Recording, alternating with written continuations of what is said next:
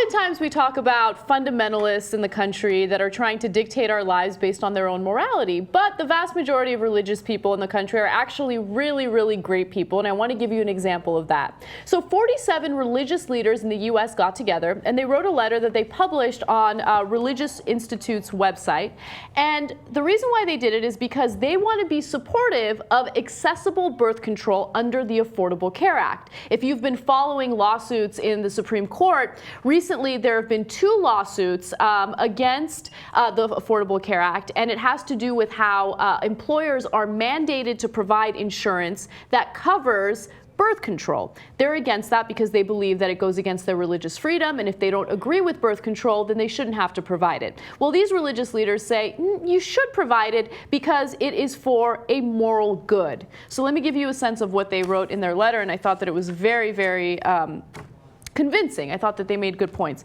As religious leaders, we support universal access to contraception. We believe that all persons should be free to make personal decisions about their reproductive lives, their health, and the health of their families that are informed by their culture, faith, tradition, religious beliefs, conscience, and community. We affirm, in accordance with each of our faith traditions, that ensuring equal access to contraceptives through insurance coverage is a moral good.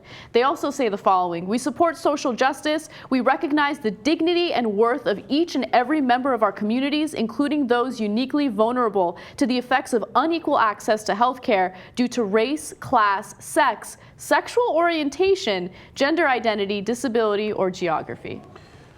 So, of course, look, some of the most religious folks are some of the most conservative folks in this country, but also some of the most liberal folks in the country are religious people, including the nun who got arrested at the nuclear facility because she's in favor of peace, etc. And obviously, Jesus was a radical in favor of peace.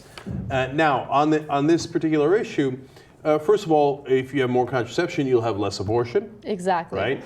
Now, I understand why people think that the Bible's against abortion because the Pope declared it so, right? But first of all, if you're a Protestant, you're not ruled by the Pope, so you're not necessarily guided by him. And if you actually read the Bible, on those 2 issues, contraception and abortion, you would be, of course, surprised to see what's in the Bible. First of all, the whole idea of being against contraception is this whole thing of that Onan spilled a seed on the ground and God killed him because of that. Mm-hmm. Now, God kills people for 1,000 different reasons in the Bible, and if he really exists, we're all in a lot of trouble. And spilling your seed on the ground is not just contraception, wasting your seed. It's also masturbation. So God would apparently murder you for that. So there goes the entire male population and most of the female population, and we don't have much of a planet left anymore. So can I jump in on that? So when a woman masturbates, she doesn't waste her seed. Good point. However, when a woman menstruates, she wastes her egg. So no, but that's why when you're menstruating, you're not allowed in the temple, you're unholy, and your husband's not supposed to have sex with you. Okay, so that's interesting. Right. Okay, but we're allowed to masturbate as women.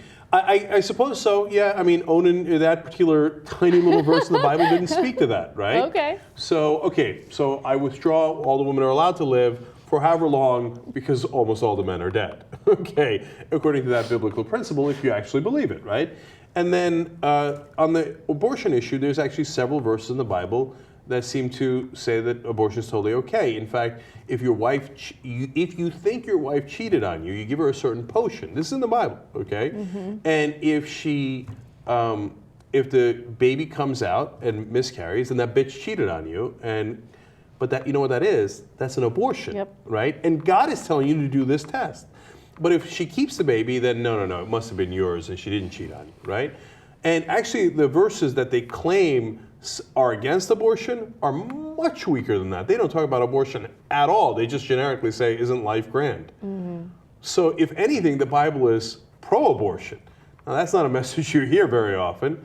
But putting all that aside, the people who wrote this letter are obviously deeply moral people who want to do right by folks. And it's great to see that there are religious leaders like that in the world as well. Absolutely. And that the religion is not represented just by the extreme right wing.